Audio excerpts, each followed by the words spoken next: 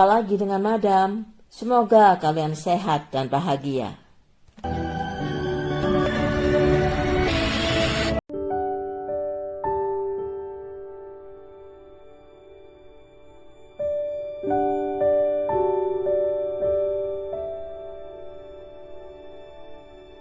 Pada tanggal 6 Juni 2003, seorang gadis berusia 9 tahun bernama Janet Tamayo pulang dari sekolah. Ketika hendak masuk rumah, ia melihat sesuatu yang tak wajar pada rumahnya. Pintu depan tidak tertutup rapat. Apakah ibunya sudah pulang, batinnya, padahal seharusnya masih bekerja. Meskipun merasa ada yang tidak beres, dia memutuskan untuk tetap masuk rumah. Saat masuk ke kamarnya, ia terkejut karena melihat jendela kamarnya pecah. Janet tahu bahwa ini pasti perbuatan seseorang. Masih dalam kondisi bingung, tiba-tiba ia mendengar ketukan di pintu depan. Refleks dia berlari ke pintu depan. Ketika dia melihat di balik gorden, seorang pria yang tidak dikenal berdiri di depan pintu. Awalnya Janet ragu, ia punya prasangka buruk terhadap orang asing itu. Tapi dia mencoba berpikir positif dengan membuka pintunya sedikit. Namun instingnya menyuruhnya untuk cepat menutup pintu itu lagi. Sayangnya sebelum dia sempat menutupnya, tangan orang asing itu dengan cepat menyambarnya, lalu masuk dan langsung membekap Janet, serta membawanya ke kamar kakaknya. Orang asing itu lalu melancarkan aksinya memaksa gadis kecil berusia 9 tahun itu melayani nafsunya. Kejadian ini berlangsung sekitar 30 menit. Kemudian pelaku membawa Janet ke garasi, hendak membawanya kabur. Namun sebelum pelaku bertindak, ternyata mobil ibu Janet sudah di depannya. Paul, kakak Janet yang saat itu memegang kemudi dan melihat adiknya dalam genggaman orang asing, secara refleks menghadang pelaku. Paul tahu bahwa ia tidak akan mungkin bisa menang melawan pelaku karena usianya baru 15 tahun. Namun ia tetap nekat mengambil obeng dan mencoba melawan pelaku. Tentu saja pelaku langsung dapat merebut obeng tersebut, lalu menyerang balik ke Paul. Janet yang sudah diikat oleh pelaku dengan tali tidak bisa berbuat apa-apa, hanya bisa melihat pelaku menyerang kakaknya dengan perasaan hancur. Sementara ibu Janet tidak menyadari apa yang terjadi dengan anaknya karena begitu sampai dia masuk ke dalam rumah. Mengetahui ibu Janet sudah di dalam rumah, pelaku masuk menyerangnya. Mendapat serangan mendadak, ibu Janet yang bernama Rosalia awalnya bisa melakukan perlawanan, namun akhirnya kewalahan. Paul yang masih bisa bertahan pergi ke dapur mengambil wajan agar bisa membantunya melawan pelaku. Namun yang terjadi malah sebaliknya. Pelaku berhasil merebut wajan itu dari tangan Paul dan menggunakannya untuk menyerang Rosalia. Setelah selesai, pelaku kembali ke garasi, mengambil Janet dan membawanya kabur. Janet yang melihat pelaku selamat menanyakan keadaan keluarganya pada pelaku. Namun pelaku diam, kemudian mentertawakannya seperti seorang psycho. Paul yang masih sadar bergegas keluar dan berteriak, meminta pertolongan. Tak lama kemudian beberapa tetangganya datang lalu menelpon polisi. Meski usaha Paul dan Rosalia untuk menyelamatkan Janet gagal, paling tidak teriakan Paul dan Rosalia membuat Janet merasa sedikit lega. Karena pada saat-saat terakhir sebelum mobil pelaku keluar dari daerah perumahannya, ia melihat keluarganya masih hidup.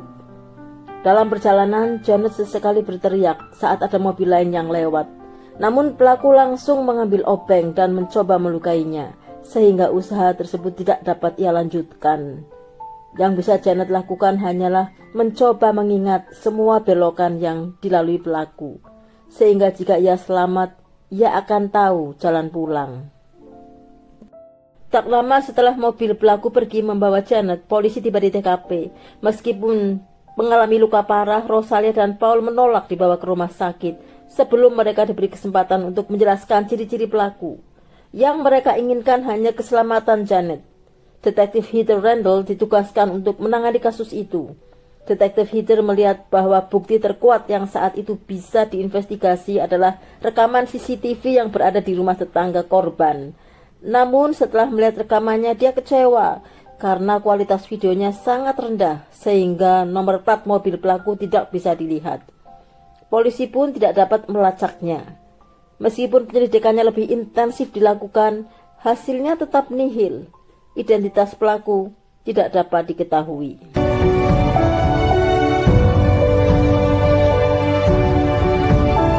Yang mereka temukan adalah bukti bahwa pelaku sampai di rumah korban sekitar 1 jam sebelum Janet pulang dari sekolah. Pelaku menggasak barang berharga lalu menunggu Janet pulang. Karena frustrasi menemui jalan buntu, detektif Heather merasa bahwa hal terbaik yang dapat ia lakukan adalah membuat masyarakat sekitar sadar dan mengetahui kasus penculikan itu. Ia lalu menyiarkan kasus tersebut di berbagai media, melakukan konferensi pers, bahkan mengedarkan foto Janet agar semua pejalan kaki dapat mengetahui. Nama Janet juga diucapkan keras-keras di atas helikopter mengelilingi wilayah kota San Jose, supaya orang bisa mendengarnya. Ciri-ciri pelaku juga disebar di mana-mana. Sementara itu, Janet dibawa pelaku ke rumahnya, dikurung di sebuah kamar kecil di lantai 2, dan ada televisi di sana. Hari kedua penculikan, Janet masih terkurung di kamar pelaku dengan borgol di tangannya. Saat terbangun, Janet memiliki ide. Demi keselamatannya, dia akan bersikap ramah kepada penculik.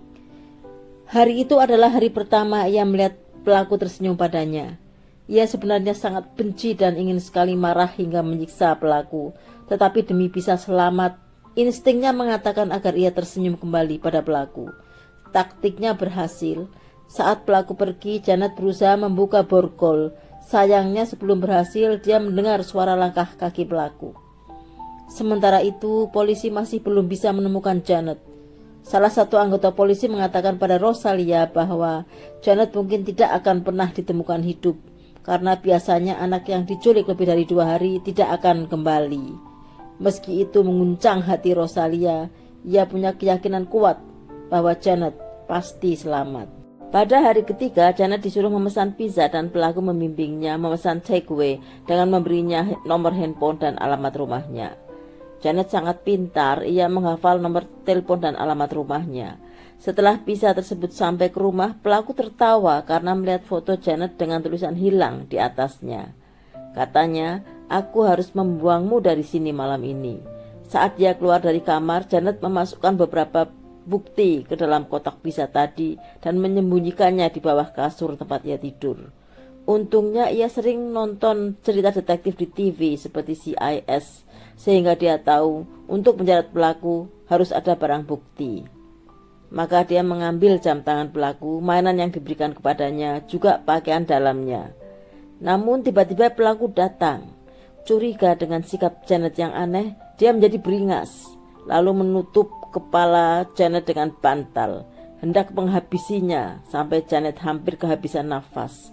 Beruntung pada detik-detik terakhir, dia memiringkan kepalanya hingga bisa bernafas kembali.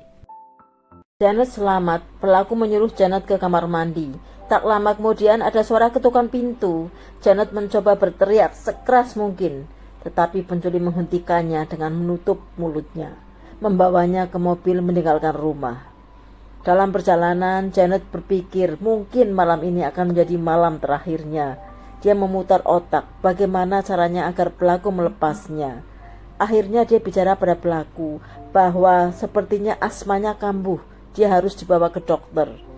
Pelaku tiba-tiba menghentikan mobilnya lalu memegang rambut Janet dan berkata, "Jika Janet membocorkan apapun tentang dirinya, maka dia akan menghabisi Janet dan keluarganya." Setelah itu, Janet dikeluarkan dari mobil dan dibiarkan bebas.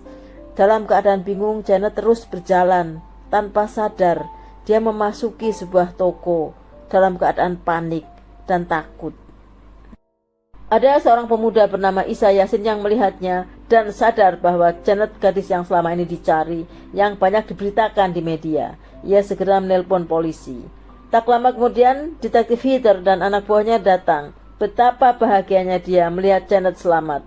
Melihat polisi datang, dengan berani Janet mengajukan diri untuk membantu menemukan rumah pelaku yang jalannya sudah ia hafalkan, juga menggambar denah rumahnya, serta memberi nomor HP pelaku. Untuk berjaga-jaga, detektif Heather meminta kepolisian menelpon semua restoran pizza di wilayahnya untuk melacak siapa pemesan pizza dengan nomor HP yang diberikan Janet. Namun Janet dan detektif Heather ternyata lebih cepat sampai. Hanya dengan hitungan menit, polisi berhasil menemukan penculik yang bersembunyi di atap rumah. Awalnya pelaku mengancam petugas sehingga petugas terpaksa mengeluarkan anjing untuk menyerangnya. Akibatnya dia terluka dan menyerah.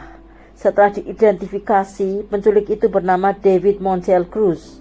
Polisi juga menemukan kotak pizza yang sudah diisi Janet dengan barang bukti.